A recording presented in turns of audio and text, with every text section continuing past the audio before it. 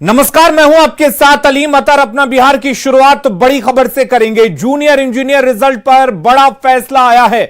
Junior engineer के result पर high court ने बड़ा फैसला दिया है।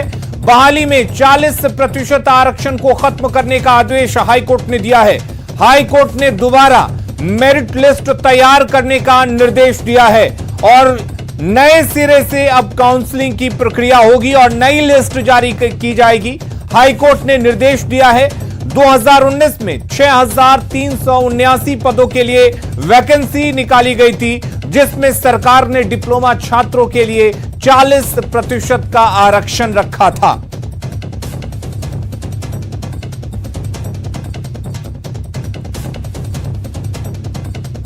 और चलिए आपको समझाते हैं कि पूरा मामला क्या है। दरअसल पटना हाईकोर्ट ने जूनियर इंजीनियर के 40% आरक्षण वाले 6,379 पदों के रिजल्ट को कैंसिल कर दिया है। हाईकोर्ट ने राज्य सरकार को दोबारा मेरिट लिस्ट तैयार करने का आदेश दिया है। अब नए सिरे से नियुक्ति और काउंसलिंग की प्रक्रिया होगी।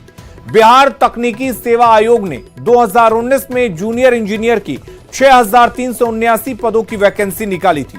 इस वैकेंसी में ही राज्य सरकार ने राजकीय पॉलिटेक्निक कॉलेज से डिप्लोमा पास छात्रों के लिए 40% आरक्षण का प्रावधान रखा था। राज्य सरकार के इसी प्रावधान को लेकर सीनियर वकील की टीम ने हाईकोर्ट में अपील दायर की थी।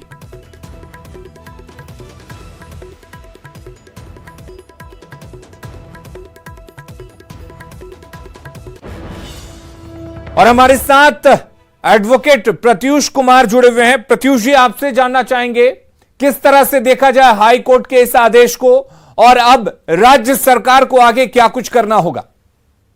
देखिए, हाई कोर्ट में ये फैसला 3 मार्च को रिजर्व किया था। ये वैकेंसी 2019 की है जी। और इसके माध्यम से 6,389 जूनियर इंजीनियरों की बहाली करनी थी 8 डिपार्टमेंट में।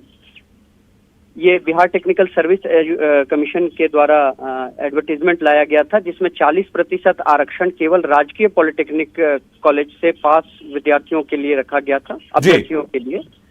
इसे कोर्ट ने गलत बताया है।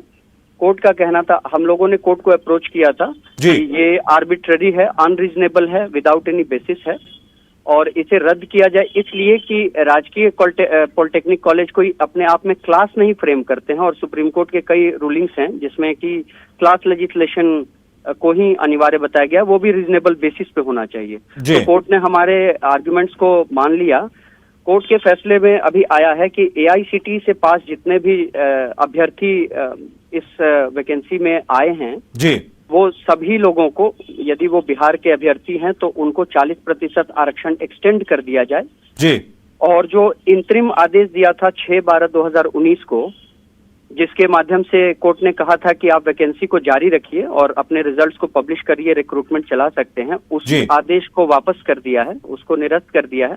तो इसका प्रभाव यह है कि उस की जो मेरिट लिस्ट तैयार हुई थी और जो लोग रिक्रूट हुए थे उस इंतरिम आदेश के अकॉर्डिंग, उनको अब थोड़ा बाहर का रास्ता दिखा दिया गया है। बट वो फिर चूंकि मेरिट लिस्ट को फिर से रिवाइज करने के लिए कोर्ट ने कहा है, तो इसलिए इसको इसी तरीके से इंटरप्रेट करना। प्रत्यूष जी, हम ये जानना चाहेंगे कि मान लीजिए सरकार ने किसी की नियुक्ति कर दी हो, रिक्रूट कर दिया हो, वो जॉब भी कर रहा हो, नौकरी भी कर रहा हो, तो क्या उसे अवैध माना जाएगा?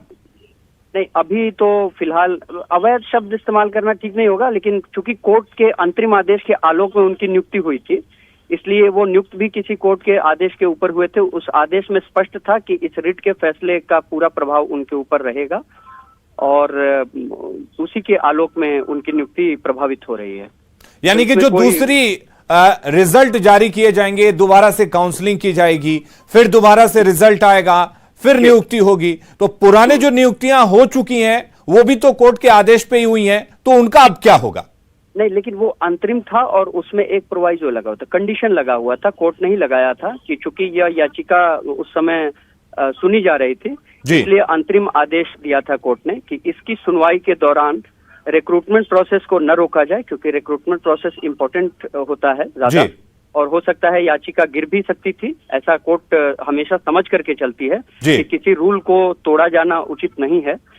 रूल को तोड़ा जाना बहुत रिगरस प्रोसेस होता है तो रिग्रेस प्रोसेस में हम सफल हुए और चूंकि अंतरिम आदेश से बंधे हुए थे वो अभ्यर्थी जो इस समय या तो ज्वाइन कर चुके हैं या उनको पास घोषित कर दिया गया था, इसलिए वो फिर से अब पुनः काउंसलिंग प्रोसेस में जाएंगे।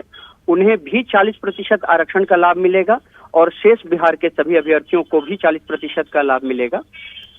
ठीक है, इसलिए चलिए ये बहुत रिजल्ट शुक्रिया रिवाइज हो प्रत्युष जी, आपका तमाम बातचीत